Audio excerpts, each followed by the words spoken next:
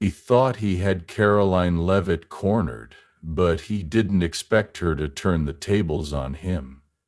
The studio lights were very bright, and they bounced off of Bryce Langford's sleek black desk as he looked over his notes one more time.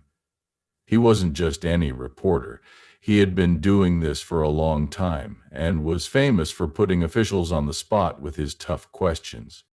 He made a living by showing the inconsistencies, taking apart the talking points and making them confused. His plan was to do that, and tonight he had his sights set on Karoline Leavitt. She was making waves because she was young, sure of herself, and not at all bothered by the constant attention from the media. She was a rising star in conservative politics, but Bryce saw her as a chance to show once more that right-wing stories don't hold up when you look at them more closely. It was all there for him, clips from her old interviews, social media posts, and every stand she had taken. He planned to question her on policy, put her in a corner on social problems, and push her until she tripped over her own words. It worked before. The control room was full of life. While the producers changed the camera settings and the countdown began, a makeup artist worked on Bryce's forehead one last time in the wings. He barely paid attention to it because he was focused on the chair across from him, which Karoline would soon be sitting in.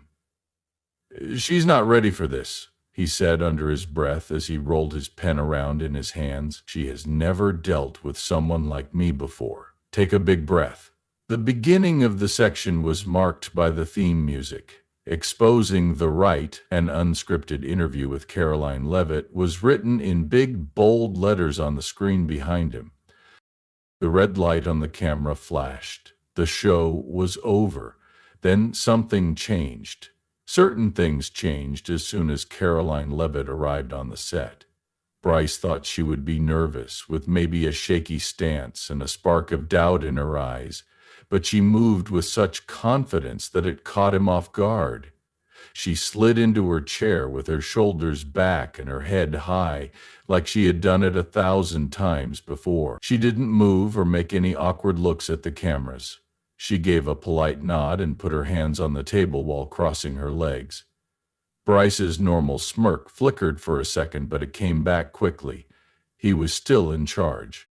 "Karoline, thanks for being here," he said in a smooth, businesslike voice. "Thanks for having me, Bryce," she said in a smooth voice that was hard to read. The producers planned a section with tough questions, each one meant to make the person answer defensively. Bryce didn't waste any time. "You set yourself up as a new voice in conservative politics," he began, looking over his notes. "But a lot of people say that all you're doing is putting old ideas in a younger body. What do you say to people who think that all you're doing is carrying water for the same old Republican establishment? This is a classic way to start. Call her a puppet and make her prove otherwise." The girl didn't blink, though. She tilted her head a little as if she knew the question was coming. She said, "It's interesting how when young progressives get involved in politics, they're called trailblazers, but when a young conservative does, they're just seen as a mouthpiece. Doesn't that seem like a bit of a double standard?" The answer came so quickly and sharply that Bryce took a split second to think about it. He wasn't used to being thrown off guard so soon. He changed gears and adjusted. He calmly replied, "That's not what I'm saying, but let's talk about policy. You've made it clear that you don't like some progressive economic measures, but a lot of young people do.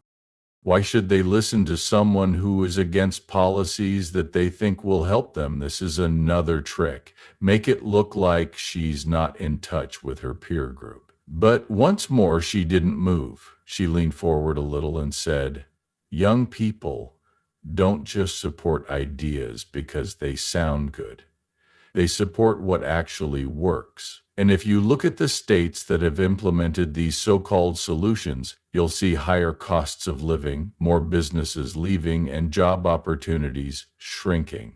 Young Americans deserve real solutions, not just feel-good slogans."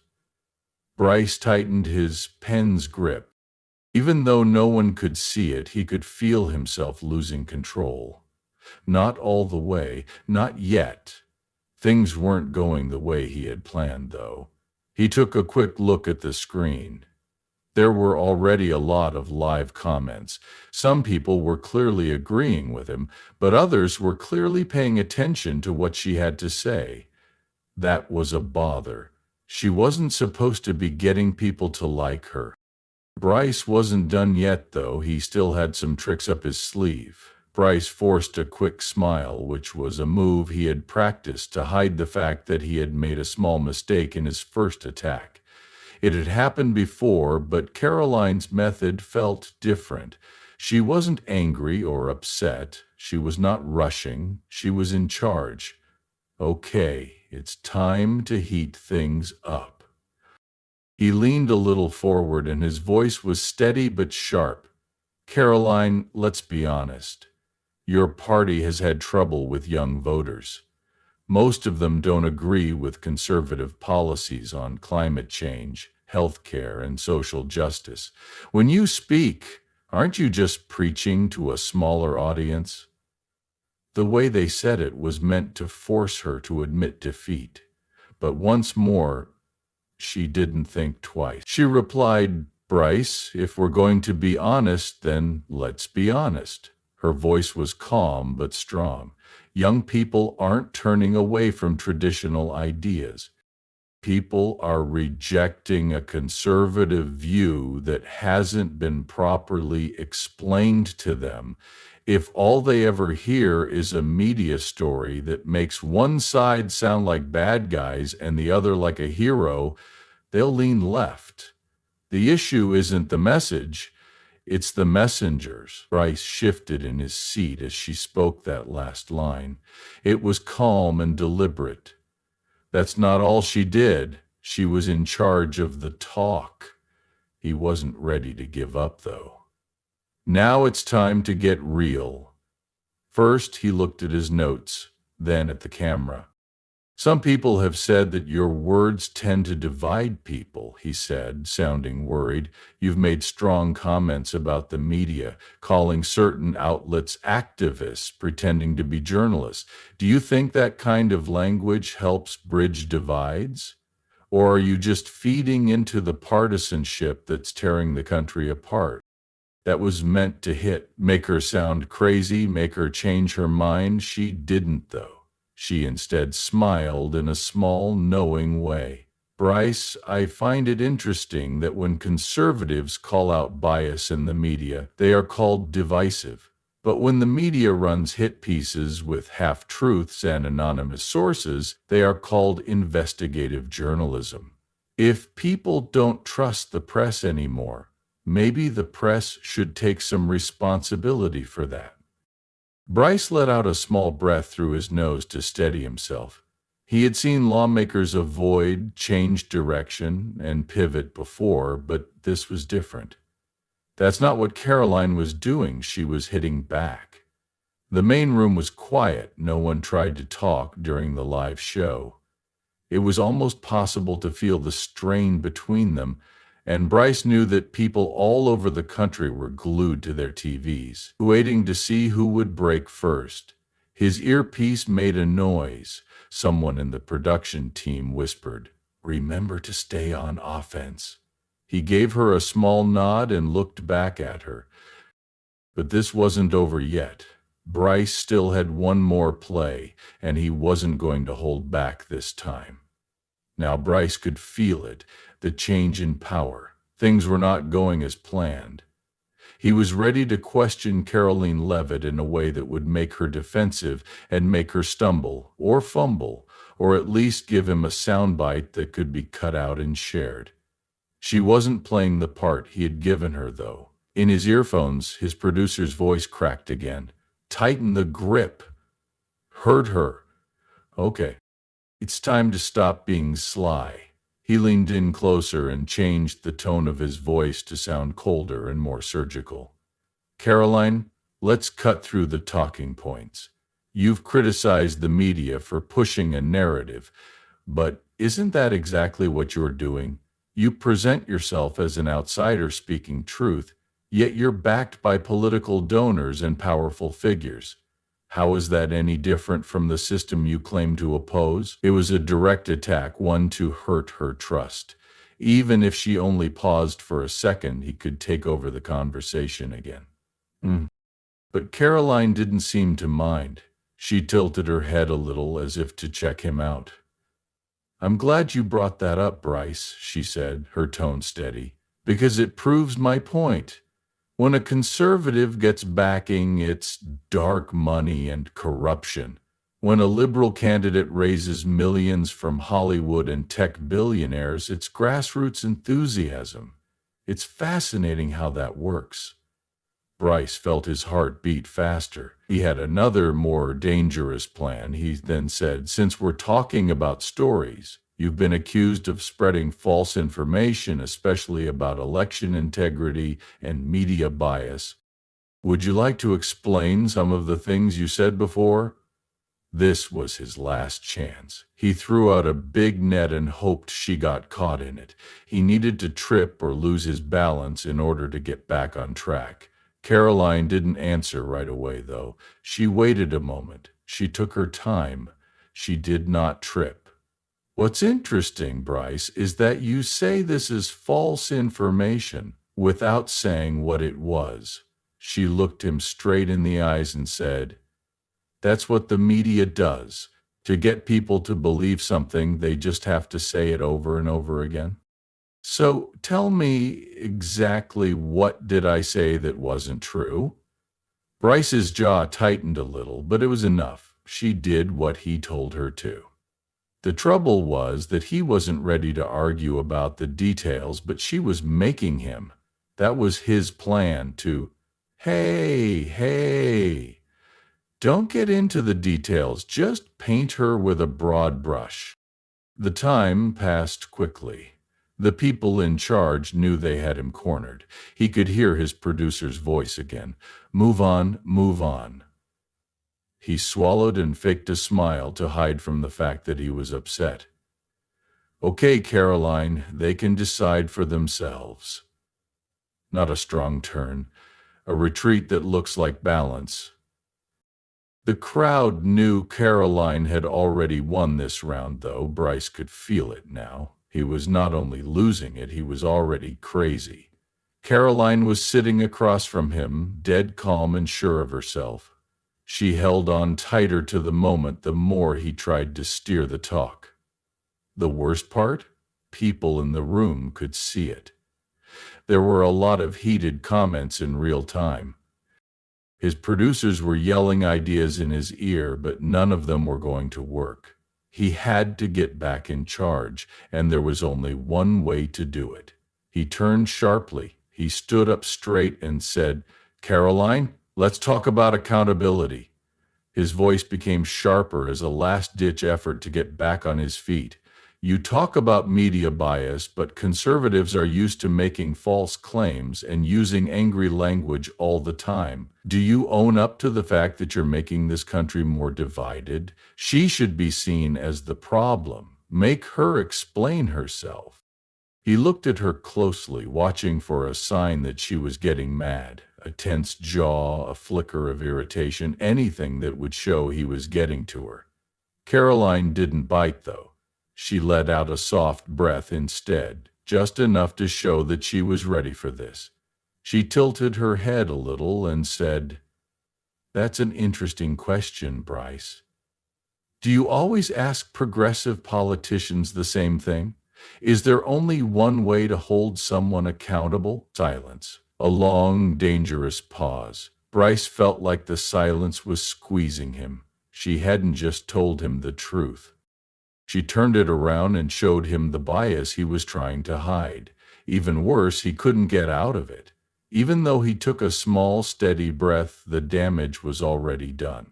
Now the live chat was mean. It wasn't just a talk that people watched. They were looking at a destruction. On social media, clips of the argument were already going around faster than he could get better. He thought it would be easy for him to win. He had become the story instead. By the end of the conversation, Bryce Langford knew it was time for him to face the consequences.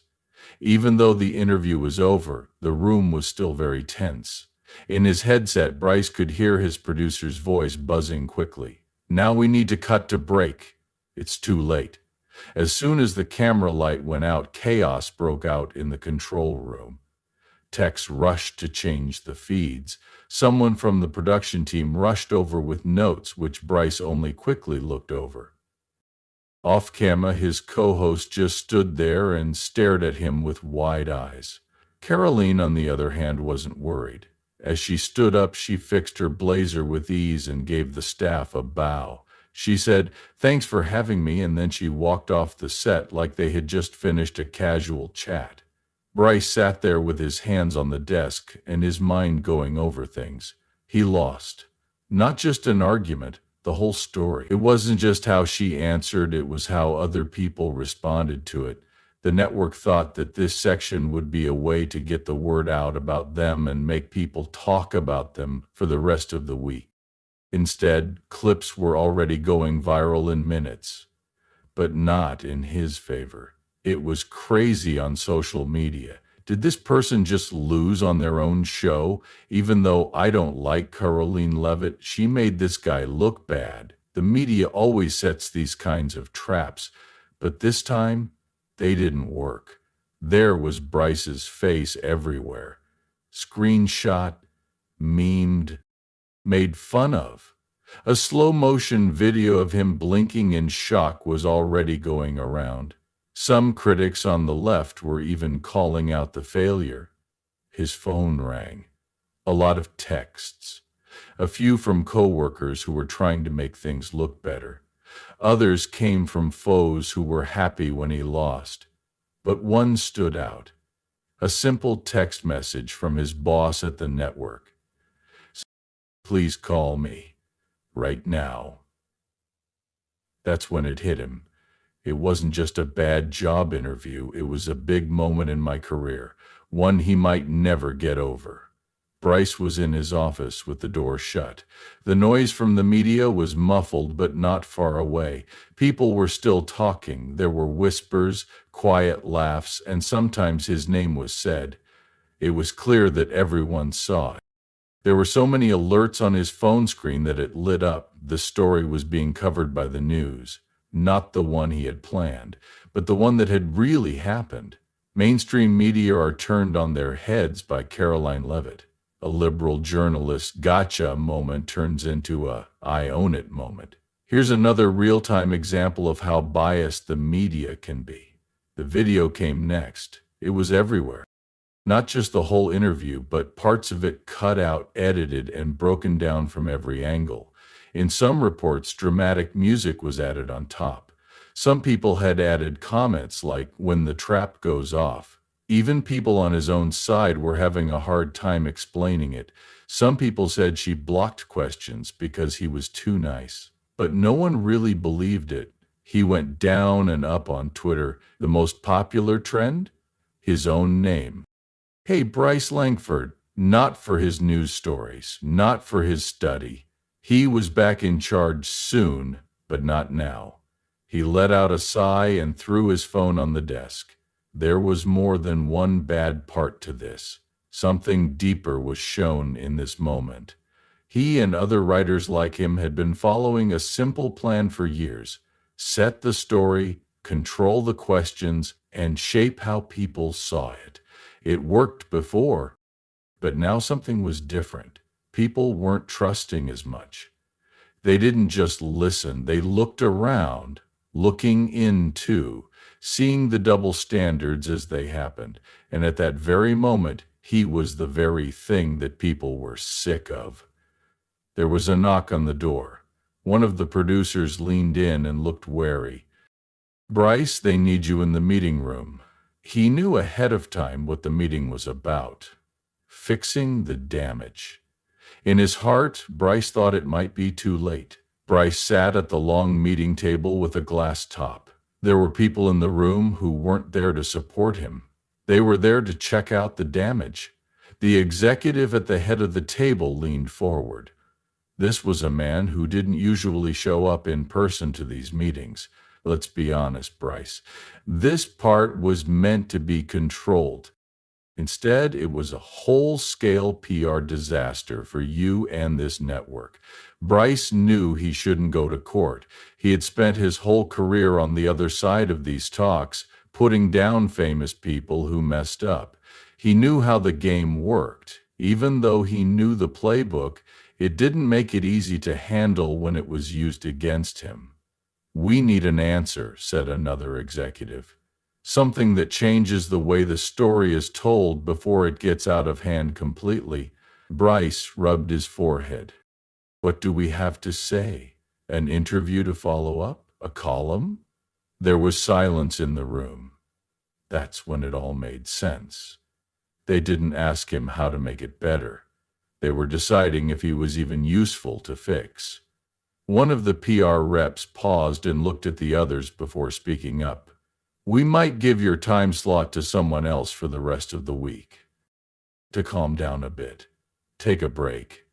Bryce took a deep breath. That was clear to him. The first polite step toward a phase-out. They might not fire him right away, but people knew about him. There was damage to his character, and in this line of work, that was often enough to get you fired. All because he thought less of her. Karoline Leavitt had not only made it through his interview, she had used it to shape her future for herself. In order for people to trust the media, and for him as an example of all the things people didn't like about his business.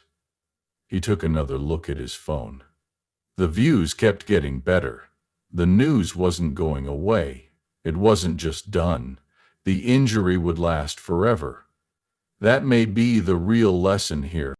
When arrogance gets caught, it always pays off. There was more than one conversation. It was about a change in power, trust, and who was telling the story. It's harder to control people now than it was in the past. People can see through the bias, the leading questions, and the tricks that are being used as news.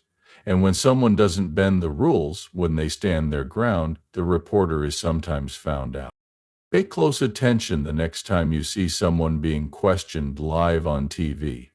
Do they answer, or are they trying to play a game that has already been fixed?